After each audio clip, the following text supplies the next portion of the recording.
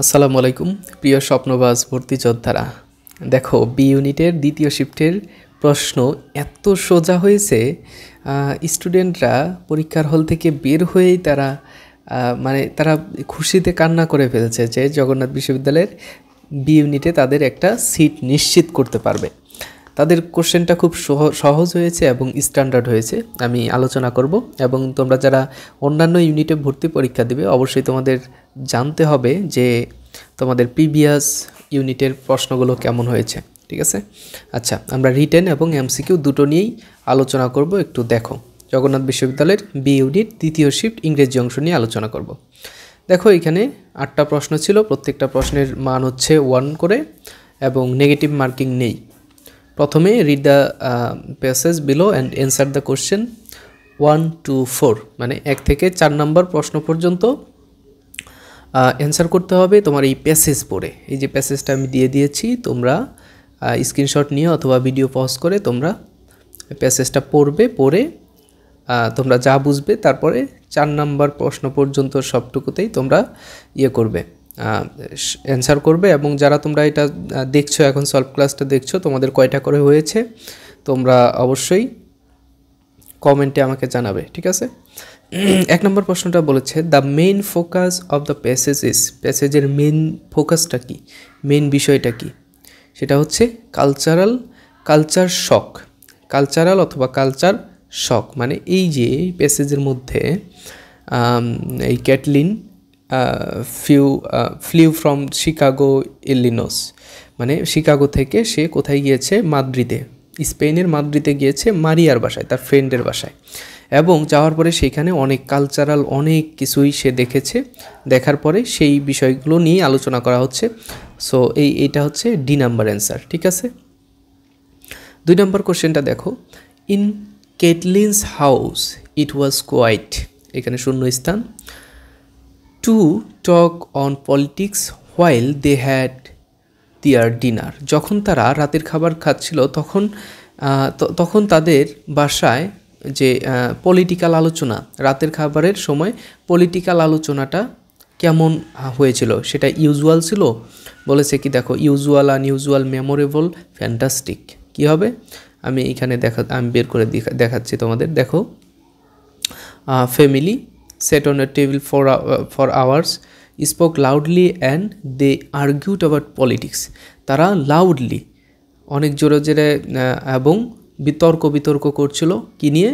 Politics নিয়ে। মানে অনেক সময় আমরা যখন রাজনৈতিক আলোচনা করি না, সেরকম কিছু, সেটা ইউজুয়াল, সেটা ছিল কি, রাতের ডিনারের সময় পলিটিক্যাল আলোচনা করাটা স্বাভাবিক ছিল, ঠিক আছে? Which according to the passage is true, এই যে প্যাসেজ অনুসারে কোনটা সঠিক?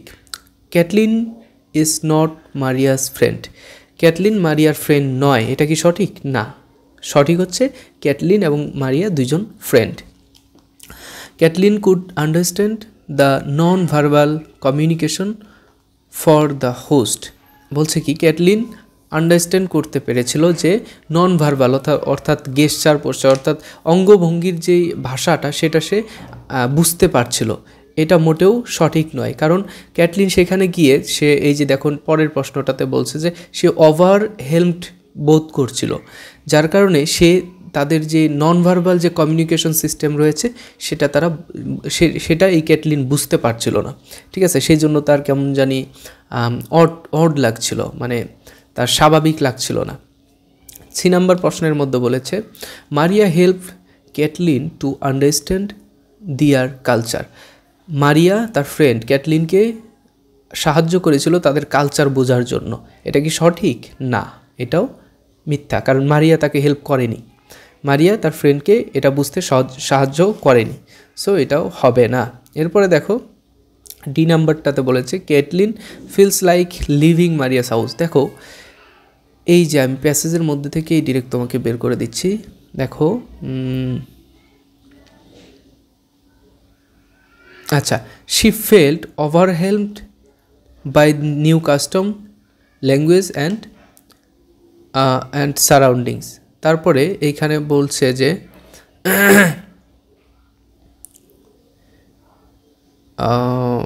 আমি একটু বের করে দিচ্ছি, কোথায় যেন দেখলাম, আচ্ছা, তার লানলি বোধ হচ্ছিল, কোথায় আছে? শি ফেল্ট, এই যে দেখো এখানে, she felt alone and uncomfortable. সে বলছে যে সেখানে তার একা লাগছিল এবং তার আনকমফোর্টেবল লাগছিল, কারণ ওই কালচারের সাথে এই ক্যাটলিন সে কিন্তু তাকে মানিয়ে নিতে পারছিল না। সো আমাদের সঠিক অ্যান্সার হবে এই যে Catlin feels like leaving Maria's house. তার এই বাসায় ভালো লাগছিল না, তার নিজের বাসায় আবার ফিরে যেতে মন চাচ্ছিল। So she feels like leaving Maria's house. এরপরে 4 নম্বর কোশ্চেনটা দেখো, the word overwhelmed in the passage can be substituted with flustered. এই যে ওভারহেলমড, ফ্লাস্টার্ড বলতে বোঝায় যে, এই ওভারহেলমড বলতে বোঝায় যে তুমি থতমতো খাওয়া একটা অবস্থা, মানে ভালো না লাগা, সেখানে ওভারহেলমড মানে কি বলবো, আনকমফোর্টেবল ফিল করা। তো এই ফ্লাস্টার্ড শব্দের অর্থটাও এটাই। আমি তোমাদের বলেছিলাম, দেখো তোমাদের এই 4 নম্বর প্রশ্ন পর্যন্ত আমরা প্যাসেজ নিয়ে একটু দেখি, যে বলেছিলাম তোমাদের যে সাজেশন ক্লাসের মধ্যে ইংরেজির, যে তোমাদের একটা প্যাসেজ থাকার সম্ভাবনা খুব বেশি রয়েছে, কারণ প্রিভিয়াস ইয়ারের কোশ্চেনগুলোতে আমরা দেখি যে জগন্নাথ বিশ্ববিদ্যালয়ে আসে, প্যাসেজ আসে। তো ভাবলাম যে তাহলে তোমাদের প্যাসেজ হয়তো এবার রিটেনে আসবে, কিন্তু এমসিকিউতেই প্যাসেজ দিয়ে দিয়েছে। সো আমার কথাগুলো একটু যদি তোমরা খেয়াল করো, তাহলে কিন্তু তোমাদের পরীক্ষা সহজ হওয়ার সম্ভাবনা রয়েছে, কারণ তোমরা আগে থেকেই সেই বিষয়গুলোর উপরে প্রিপারেশন নিতে পারবে। ঠিক আছে, দেখো 5 নম্বর কোশ্চেনটাতে বলেছে অন ক্লাউড নাইন অর্থ হচ্ছে ভেরি হ্যাপি, খুব বেশি খুশি হলে এটাকে এই ফ্রেজ ইডিয়মের মধ্যে বলা হয়, সেটা হচ্ছে ভেরি হ্যাপি অন ক্লাউড 9। এটা হচ্ছে ইডিয়ম থেকে এসেছে, আমি তোমাদের ইডিয়মটাও দাগিয়ে দিয়েছিলাম। Choose the correct verb form, আমি রাইট ফর্ম অফ ভার্বেও তোমাদের দাগিয়ে দিয়েছিলাম। দেখো এই যে চলে এসেছে, I got my leg dash in the accident. আমি এই যে গটের পরে ভার্বের পাস্ট পার্টিসিপল ফর্ম আসে, আই গট, এটা হচ্ছে পারফেক্টিভের নিয়মে। আমি পারফেক্টিভ নিয়ে একটা ভিডিও তোমাদের দিয়েছিলাম। দেখো ইংরেজির উপরে কিন্তু খুব বেশি ভিডিও আমার নেই, আমি যেই কয়েকটা ভিডিও দিয়েছি সবগুলোই এখানে কাজে লেগেছে। পারফেক্টিভের ভিডিওটা তোমরা যদি না দেখো, রাইট ফর্ম অফ ভার্বের যেই প্লেলিস্ট রয়েছে তার মধ্যেই গেলেই তোমরা পাবে, অথবা ভার্বের ক্লাসের মধ্যে পাবে। 7 নম্বর কোশ্চেনটাতে দেখো, আমি সর্বশেষ 2 দিন গতকাল সকালবেলা বলেছিলাম যে যারা আমার সাজেশনের মধ্যে স্পেলিং পাওনি, তোমরা স্পেলিং সহকারে পড়ো। এই স্পেলিংটা তোমরা আমার পেজের মধ্যে যাবে, তোমরা পেজের মধ্যে গেলে দেখতে পারবে যে স্পেলিংয়ের কথা আমি বলেছিলাম, স্পেলিং তোমাদের আসবে। দেখ কনসাইন্স, স্পেলিং সঠিক, কনসাইন্স সরি আচ্ছা, এখানে দুইটাই সঠিক, কনসাইন্স এটাও সঠিক। ঠিক আছে, দেখবা যে যেই বানানের মধ্যে আমার হয়তো এখানে বানান ওঠাতে সমস্যা হয়েছে, CONSCIENCE,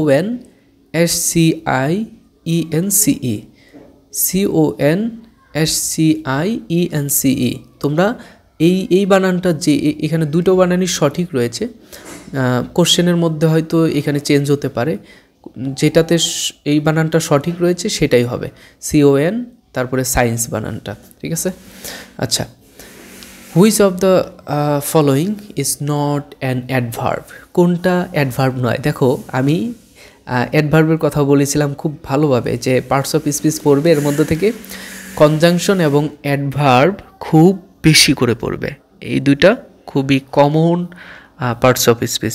সো দেখো এখানে বলেছে যে 8 নম্বর কোশ্চেনের মধ্যে যে মাদারলি, সুইফটলি, প্রিসাইজলি, হার্ডলি, কোনটা অ্যাডভার্ব না? অবশ্যই মাদারলি, কারণ আমি তোমাদের এই রুলসটা দেখিয়েছিলাম যে কোনো অ্যাডজেক্টিভের সাথে অ্যালয় যুক্ত হলে তখন সেটা হবে অ্যাডভার্ব, কিন্তু কোনো নাউনের সাথে যখন অ্যালয় যুক্ত হবে তখন সেটাকে বলবো অ্যাডজেক্টিভ। সো এখানে মাদার শব্দটা নাউন, তার সাথে অ্যালয় যুক্ত হওয়ার কারণে সেটা হয়ে গেছে অ্যাডজেক্টিভ, আর বাকিগুলো অ্যাডজেক্টিভ তার সাথে অ্যালয় যুক্ত হলে সেটা হচ্ছে অ্যাডভার্ব। ঠিক আছে, আচ্ছা, এখন রিটেন কোশ্চেনটা আমরা একটু দেখি, এবং এখানে তোমাদের সঠিক অ্যান্সার দিয়ে দিয়েছি। দেখো তোমরা যারা সঠিক অ্যান্সার খোঁজ করছিলে তাদের জন্য আমার এই সঠিক অ্যান্সারগুলো এখানে আমি দিয়ে দিয়েছি। দেখো, fill in the blanks using appropriate preposition, আমি তোমাদের বলেছিলাম না আমি প্রিপোজিশন রেখেছিলাম তোমাদের সাজেশন ক্লাসে একবারে টপ লিস্টে। প্রিপোজিশন আসবে মানে আসবে। দেখো এখানে এই যে আমি এই মুহূর্তে 2 নাম্বার তোমাদের 2 নাম্বার যে শিফট রয়েছে 2 নাম্বার শিফটের ক্লাস নিচ্ছি এবং একই সময়ে 3 নাম্বার শিফটের পরীক্ষা হচ্ছে। ইনশাল্লাহ এর পরবর্তীতে 3 নাম্বার শিফটের ক্লাস তোমাদের সলভ ক্লাস ইনশাল্লাহ দিচ্ছি আমি। দেখো they held a large umbrella on her over her umbrella over her, তার মাথার উপরে আমব্রেলা। এই তোমরা একটু দেখে নিও, হ্যাঁ এই যে এটা সঠিক অ্যান্সার নিচ্ছে, এটা কোশ্চেন, এটা আমব্রেলা, এখানে হচ্ছে কারেকশন রয়েছে। 2 নম্বর কোশ্চেনটা, আচ্ছা কারেক্ট দ্য ফলোয়িং সেন্টেন্সেস। এই যে এই সেন্টেন্সগুলোর কারেক্ট ফর্ম হচ্ছে এইখানে, আমি একটু বুঝিয়ে দিচ্ছি। Kamal is senior from my brother হয় না, সিনিয়রের পরে টু হয়, জুনিয়রের পরে টু হয়, ঠিক আছে। Looked for